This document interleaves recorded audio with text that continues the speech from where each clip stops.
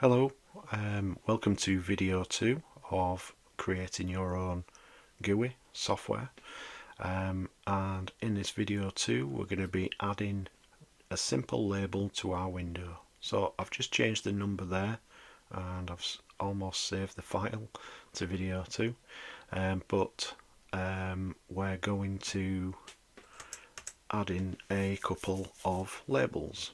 Now there's three different ways that you can add a label. You can either pack it, use grid, or use place. Pack will just put it in there and you can set it to be on top of each other or side by side, etc. And we'll go through more in detail in future videos. Grid, you can set out which row it goes on and which column, or you can span rows or columns. How you can put them in there.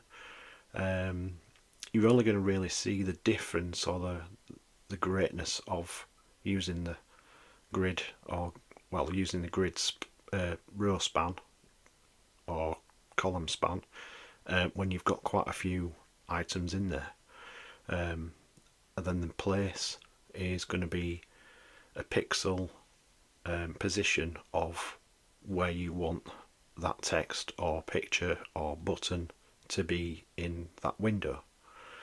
So first we're going to concentrate on pack. So I'm just going to create a couple of variables. So I'm just going to say, in fact we'll call this label 1 equals tk dot capital L for label, and we need to decide where we're going to, this is where you actually want to put it, and we're using the key variable of app. So I'll just pop that in there and we'll set some text of hello world, because everybody always uses hello world, so that's what we're going to use. So we're going to use pack, so that won't currently show. If I run this now, it doesn't show. Okay, just like I expected. You need to actually put it in there by using label 1.pack, and now it will populate into the box. So let's just close that. But we're going to create a second label. So label 2 equals tk dot label with a capital L, and this is going to go into the app window where it's going to be. We'll get into Windows more into it with future videos, and the text of this will be something really exciting like hello again. And there you go. So we'll pack this in there now and run it, and now we'll see our text. So that is pack. Very simple. There is arguments that you can add into these, such as padding, etc. Where you want it to be, to the left, to the right, up and down, top and bottom, sorry. But pack will just chuck it in there. The other one, the second one that we're going to use, we're going to go into more detail in these when we're creating something a bit more more visual, more more on the screen. But to use grid, you would use the keywords of row equals 0 and column equals 0 for the first one, and if I use row equals 1, column equals 0, you would expect it to go underneath. So let's run that, but it's moved over to the left. When you're using grid, it'll always position from the left hand side. When you're using pack, it'll put it in the middle unless you specify whereabouts you want it to be in the argument side. Okay, So let's change this one from being from column 0. Let's put it in column 1. Where would you expect it to be? So I'm just going to bring on my highlighting pen, and if I,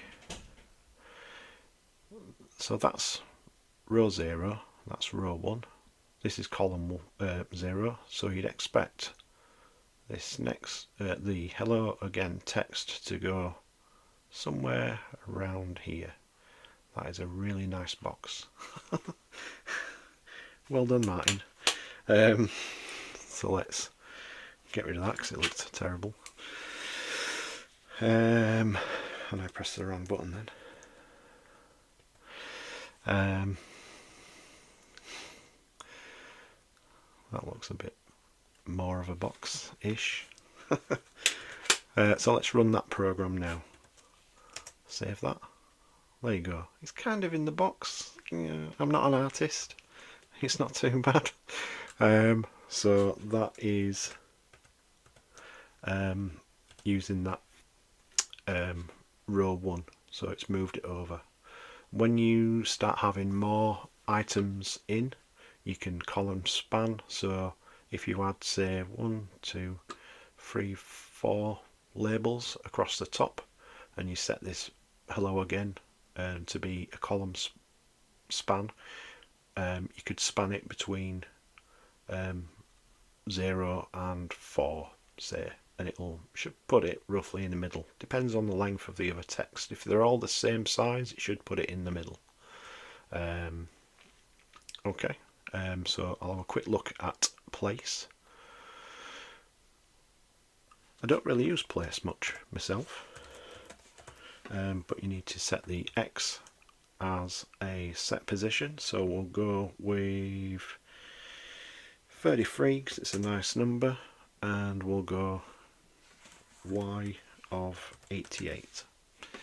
You can't mix your pack, your grid and your place.